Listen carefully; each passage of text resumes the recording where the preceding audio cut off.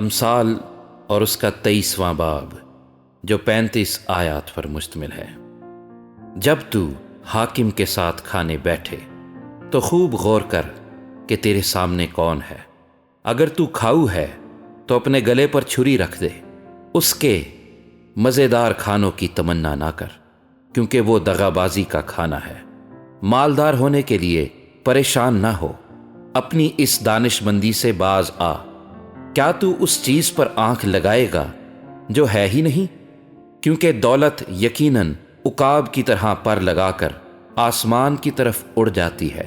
تو تنگ چشم کی روٹی نہ کھا اور اس کے مزیدار کھانوں کی تمنا نہ کر، کیونکہ جیسے اس کے دل کے اندیشے ہیں وہ ویسا ہی ہے۔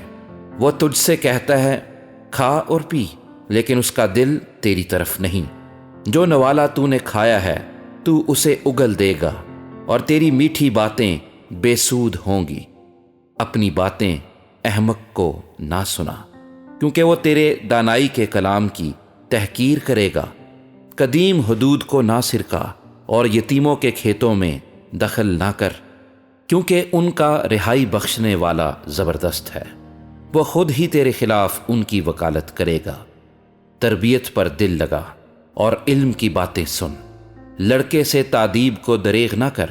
اگر تو اسے چھڑی سے مارے گا تو وہ مر نہ جائے گا، تو اسے چھڑی سے مارے گا اور اس کی جان کو پاتال سے بچائے گا۔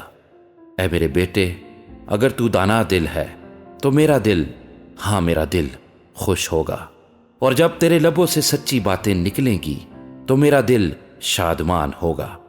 تیرا دل گنہگاروں پر رشک نہ کرے، بلکہ تو دن بھر خداوند سے ڈرتا رہ، کیونکہ اجر یقینی ہے اور تیری آس نہیں ٹوٹے گی۔ اے میرے بیٹے، تو سن اور دانا بن اور اپنے دل کی رہبری کر۔ تو شرابیوں میں شامل نہ ہو اور نہ حریص کبابیوں میں، کیونکہ شرابی اور کھاؤ کنگال ہو جائیں گے اور نیند ان کو چتھڑے پہنائے گی۔ اپنے باپ کا جس سے تو پیدا ہوا شنوا ہو، اور اپنی ماں کو اس کے بڑھاپے میں حقیر نہ جان۔ سچائی کو مول لے اور اسے بیچ نہ ڈال، حکمت اور تربیت اور فہم کو بھی۔ صادق کا باپ نہایت خوش ہوگا، اور دانش مند کا باپ اس سے شادمانی کرے گا۔ اپنے ماں باپ کو خوش کر، اپنی والدہ کو شادمان رکھ۔ اے میرے بیٹے، اپنا دل مجھ کو دے، اور میری راہوں سے تیری آنکھیں خوش ہوں گی، کیونکہ فاحشہ گہری خندق ہے اور بیگانہ عورت تنگ گڑھا ہے۔ وہ رہزن کی طرح گھات میں لگی ہے، اور بنی آدم میں بدکاروں کا شمار بڑھاتی ہے۔ کون افسوس کرتا ہے، کون غمزدہ ہے، کون جھگڑالو ہے، کون شاکی ہے، کون بے سبب گھائل ہے، اور کس کی آنکھوں میں سرخی ہے؟ وہی جو دیر تک مے نوشی کرتے ہیں، وہی جو ملائی ہوئی مے کی تلاش میں رہتے ہیں۔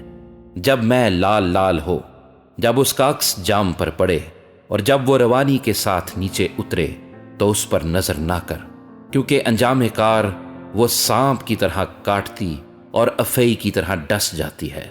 تیری آنکھیں عجیب چیزیں دیکھیں گی، اور تیرے منہ سے الٹی سیدھی باتیں نکلیں گی، بلکہ تو اس کی مانند ہوگا جو سمندر کے درمیان لیٹ جائے، یا اس کی مانند جو مستول کے سرے پر سو رہے۔ تو کہے گا انہوں نے تو مجھے مارا ہے پر مجھ کو چوٹ نہیں لگی، انہوں نے مجھے پیٹا ہے پر مجھے معلوم بھی نہیں ہوا۔ میں کب بیدار ہوں گا، میں پھر اس کا طالب ہوں گا۔